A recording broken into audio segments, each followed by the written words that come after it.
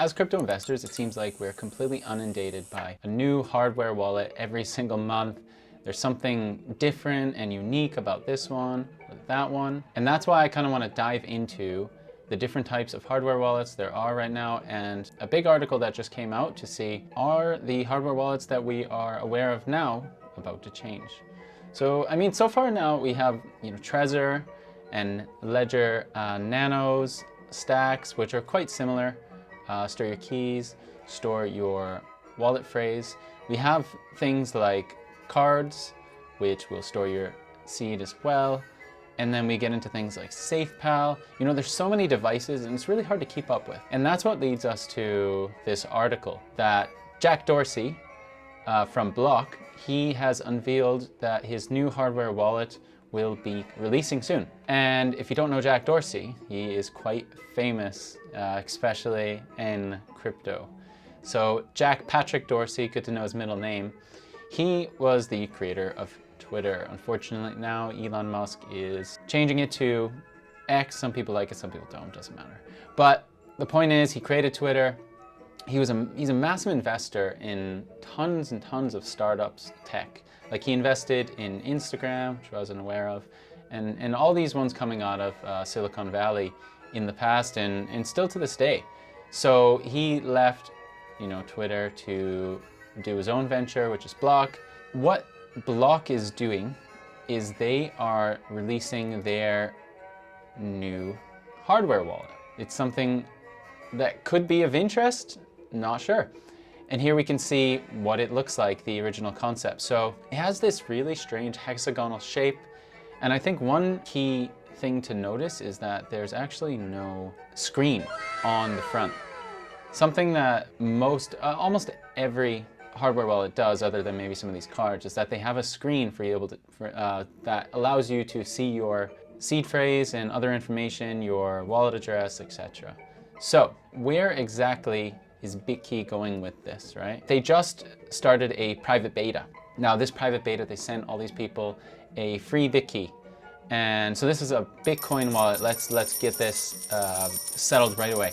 If you want to store other crypto, I'm almost positive that this is Bitcoin only.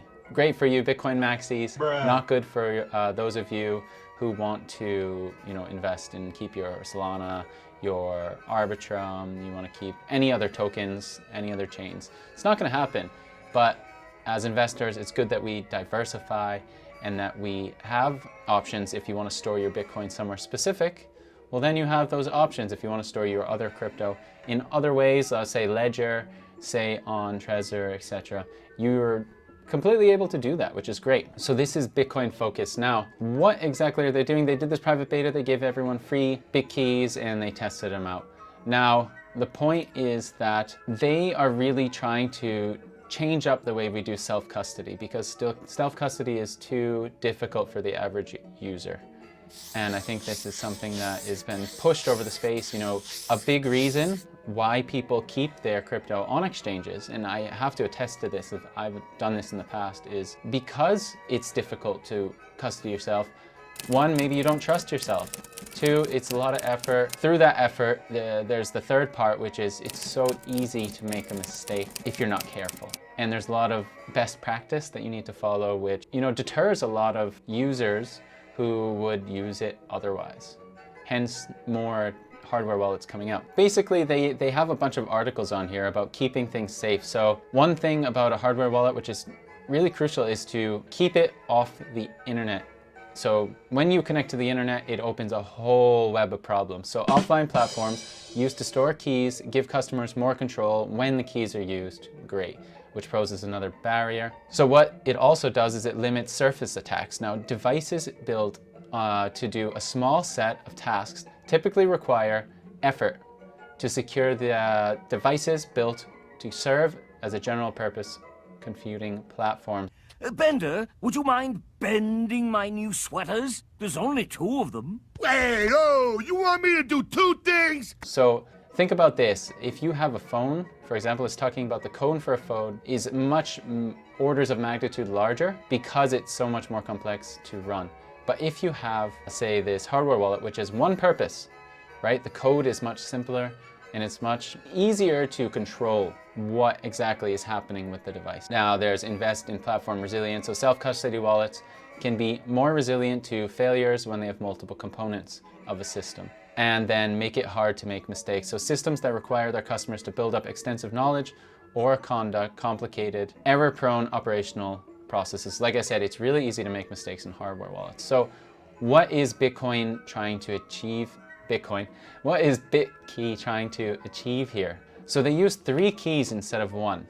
This is really interesting concept. So generally how it works is you'll get like a 20-word seed phrase, and you'll have to store that in your mind on paper, on some of these metal devices which are burn proof. But by doing this, we call it multi-sig, where 3 different people, or 2 or more basically people, have to be in agreement to conduct a transaction on your hardware wallet. So basically they have 3 keys now instead of 1. So an attacker must be able to compromise more than 1 key.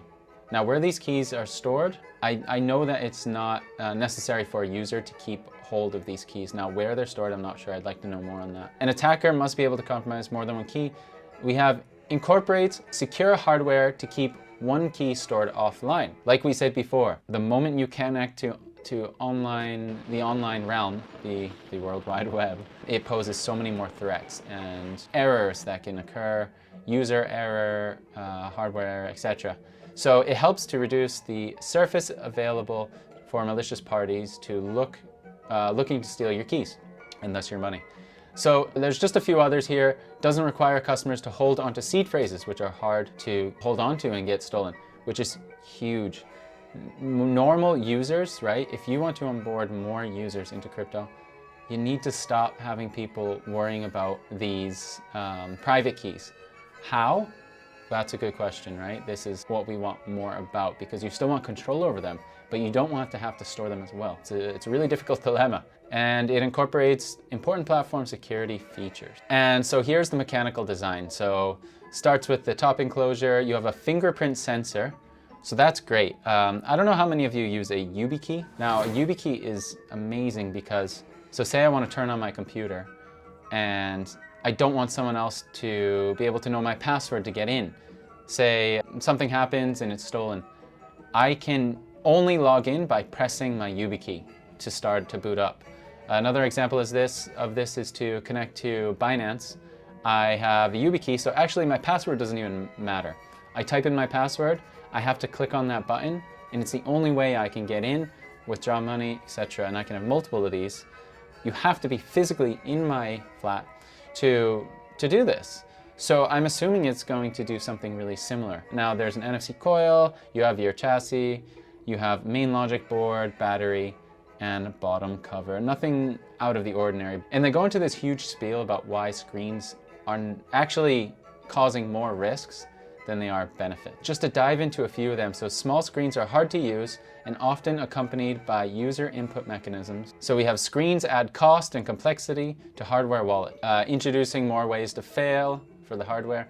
Correctly verifying properties of transactions is likely to become more technical, not less. So we want to build solutions which hide complexity. Once again, like I said, we don't want people to have to always hold on to and look at their private keys if they don't want to. There needs to be a way around this to make it less complex. So if we dive into the article now, Jack Dorsey's Block is unveiling the new hardware wallet, which has actually already been unveiled. So I'm not sure the headline is very deceptive here, but basically Block is inching toward its public release, of their Bitcoin hardware wallet, Bitkey.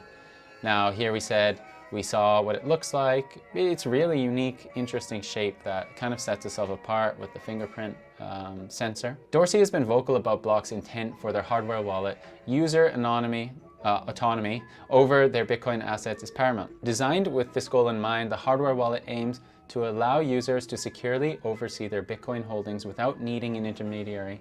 Excellent. The product is also expected to be reasonably priced and accessible to a wider audience.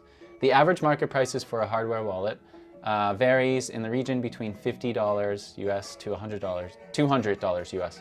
Though this can fluctuate based on factors like brand and design. Yeah, I mean, for a ledger, yeah, you're probably looking anywhere from around $100 US or more. So if they can price this lower, like some of these cards, the NFC cards where you kind of just touch them, that would be pretty big. And I think there could be a big market for that with people interested in picking one up. It'll be interesting to see where this goes. I'd actually really like to try this myself, and I probably will once I see the price and once they kind of get out all of the bugs from this beta phase. Let's keep up with it and see how it goes.